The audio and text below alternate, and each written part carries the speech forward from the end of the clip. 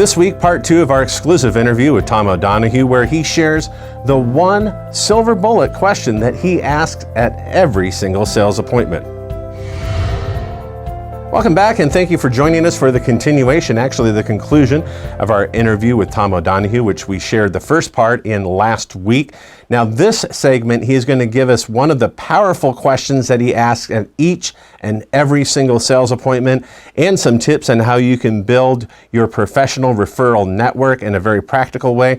Tom is closing several loans each and every month, so you'll want to make sure you don't miss the remainder of this segment. By the way, we want to thank the sponsor of these episodes of the Industry Leader Update. That is Fairway Independent Mortgage. Just click the banner here right above this video frame and learn more about Fairway and their team and the amazing things they have going on right now. Enjoy this segment. So what I'll probably start doing next week, since I can't go to their offices, is I'll order supplies online, lunch bags, snacks, or whatever, and I'll just FedEx them a package. Yeah. And invest a little bit of money into it. I mean, it might cost me $30, $40 per box that I send out, but that's a small price to pay for the kind of revenue that we're able to produce in these types of loans. So for me, that's a fair investment, to say the least. How many phone calls are you making each month, would you say, to these professionals that you've had a relationship with in the past? On a monthly basis, I guess I'm making close to 200. I try to, there's basically between 20 and 22 days in a month, typically, and my goal is to make 10 phone calls a day. So I call 10 of my business partners a day, 10 different ones, and then I try to also match that with 10 past clients every day. So do I have 200 relationships with different financial planners? No, I don't. But I don't always succeed in calling 10 per day. Sometimes I'll get 2 to 5, depending what's going on in the market and what I'm working on. But the goal is always to have a list of 10 people you can call every day to have some type of strategic business relationship with. So I'm going to give you the desert island question, Tom.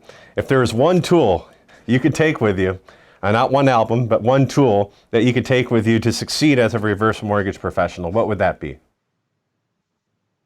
I would say the best tool I have working right now is using send out cards. You can personalize it. You can add little goodies, little gifts with it. It's just very unique. As popular as it is, a lot of people aren't using it as effectively as they can. But for me, using send out cards is a great tool to work with. It covers everything. It covers the visual, the verbal, and something tangible they can hold in their hand. So it kind of takes care of all the senses. And on the back of the card is where all your marketing materials are in there.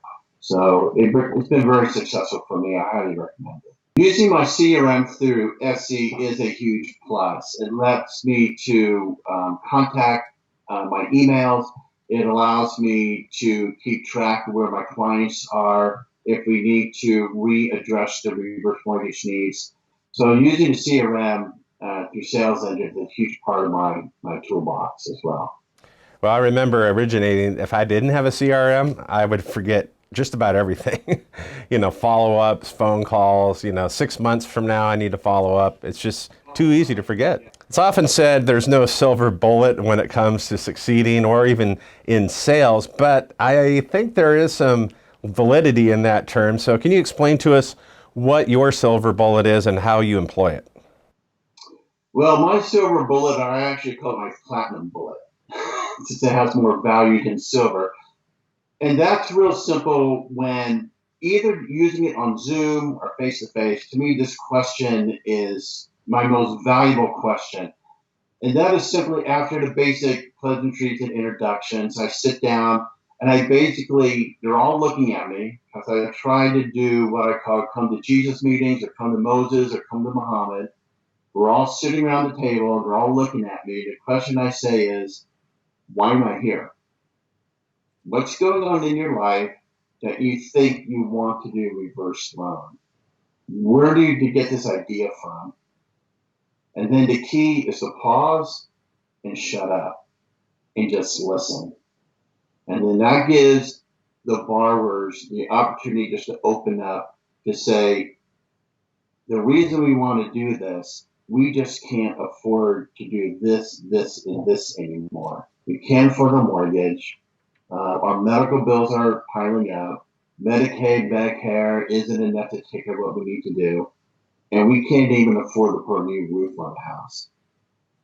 So just by asking that question, why am I here on a Tuesday night, being away from my wife and my kids? Why am I sacrificing this time to help you? So just by opening up a question like that is phenomenal. My close rate is extremely high.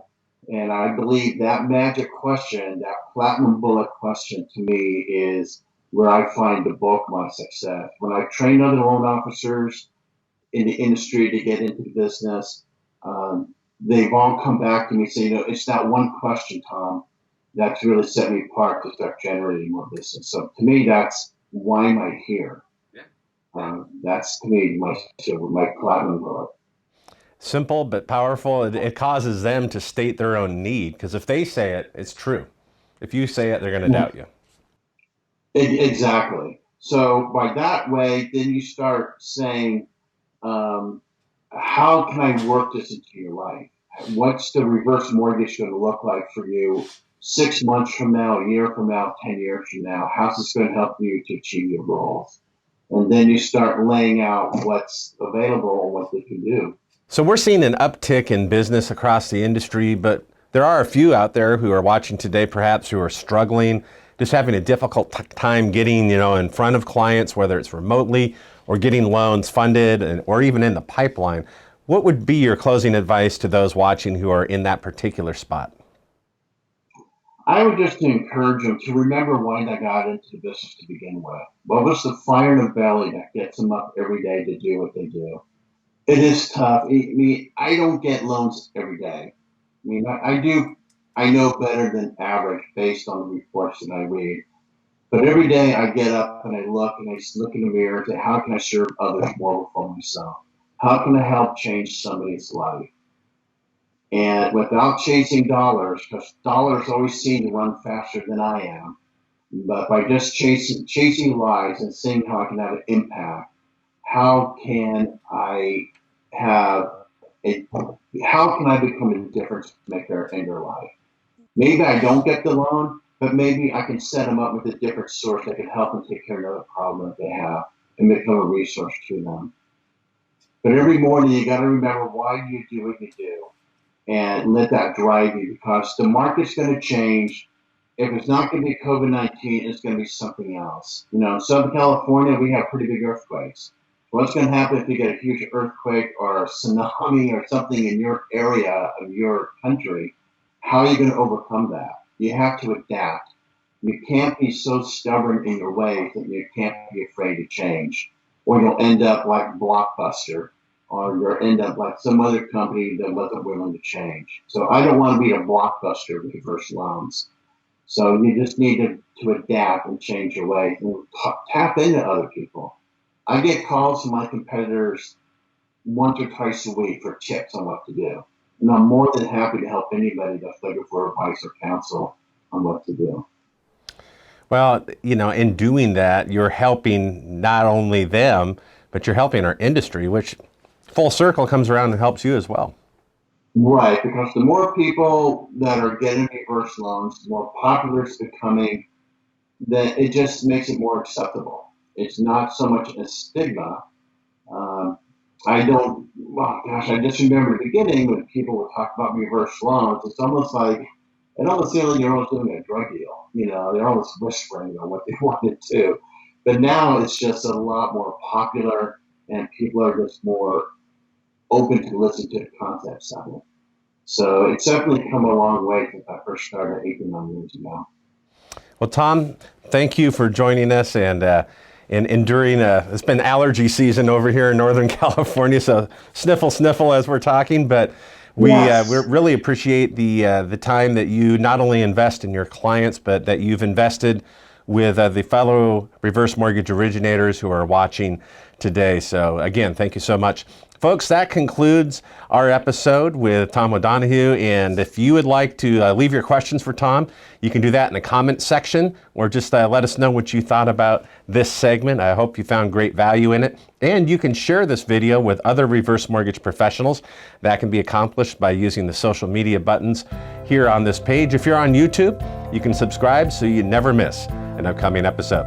Thanks again for joining us, and be sure to return next Monday for more reverse mortgage news, commentary, and analysis here at the Industry Leader Update.